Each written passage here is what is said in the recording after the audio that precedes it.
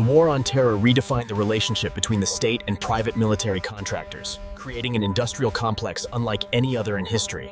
That was quite a nifty little intro. Very nice. Anyways, we have the architect on the line to tell us just why exactly the war on terror was bullshit. Take it away, sir. So you got me on to debunk the war on terror. I don't want to waste anyone's time here. Look, the war on terror was a farce. Why? What was the biggest terrorist attack to happen on American soil? And no, we're not talking about like the natives. Okay, it was 9/11. Look, let's be honest with ourselves. That was their best. The people that didn't like America, whoever they were, from the Middle East, that was their best. Hats off to them. They gave it a red hot crack. But the thing is about that, you know, if they have to commandeer something that the West has invented to enact a war on terror, then how on earth do we get suckered into the idea then that they have nukes over there? You think they might have started with the nukes, or maybe they could have put the nuke on the plane. No, the best idea they could come up with is, if we're really going to do something over there, we've got to use their technology, their plane. That was their best. Damn, he'd be dropping bars right now. Then let's also remember that the intelligence communities have told us, yes, and sometimes they lied obviously about Iraq, but the more that we know is there has never been a shred of evidence from the intelligence communities that there has been any imminent threat to America from the Middle East, anywhere in the realms of anything to do with nukes. These people can barely reverse a camel out the driveway, which is why they went for the plane. Tell him how it is, son. Tell him how it is. So instead of having like this 25-year war on terror, like imagine if George W. Bush Jr. had come out at the time and just said, we let our defenses down, we're going to tighten up airline security, and we're going to improve airline food.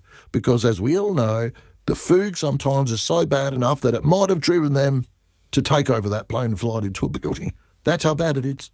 He makes a valid point. Hey, I've seen my people's street food come up better.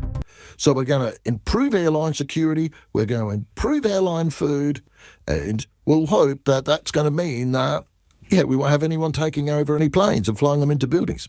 And here we are in 2026, and I can tell you that hasn't happened. So then what was the fucking point in spending 25 fucking years in the Middle East?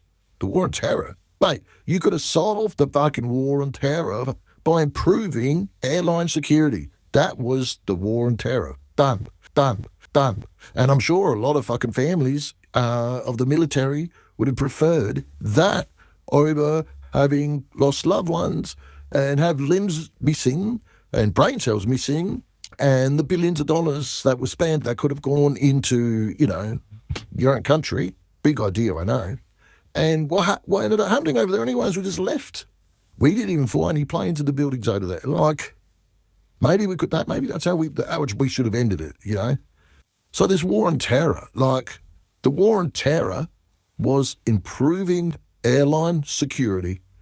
And the crazy thing about everything I'm saying is it's actually 100% factual. And then here we are with the same thing with Iran.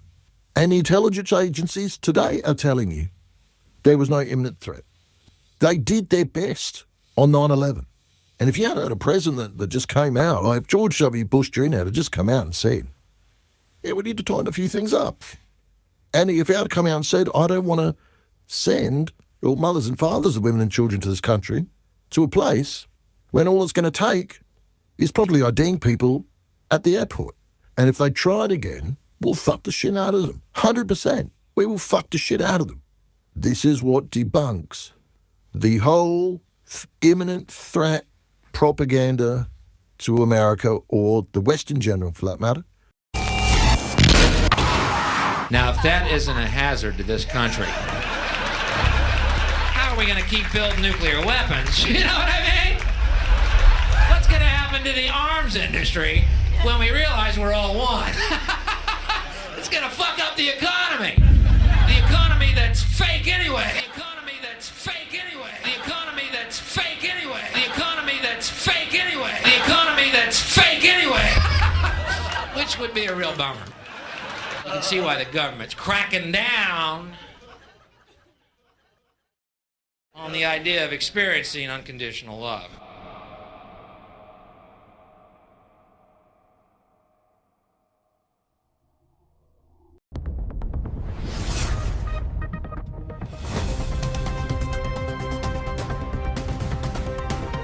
Gonna cost a lot of money. Let's see. Gonna be about $6,500.